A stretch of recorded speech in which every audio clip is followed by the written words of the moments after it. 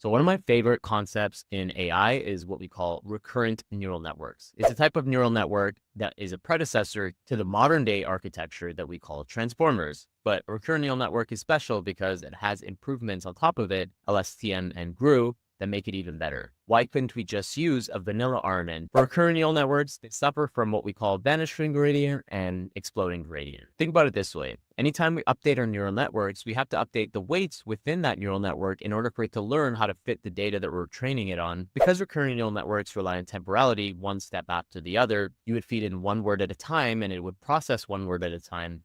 The problem happens when you try to update the weights within the recurrent neural network over time. We call this backpropagation through time. It's kind of like broken telephone. If I say one thing here or update a weight here, by the time it gets to the very end, through all of those steps, it may not have the same level of significance or importance that it did in the beginning. So the vanishing gradient problem is essentially when that gradient or that piece of information down the line becomes so insignificant. And the exploding gradient problem is the opposite, where that piece of information becomes so significant because it becomes blown out of proportion. So hope this will help. See ya.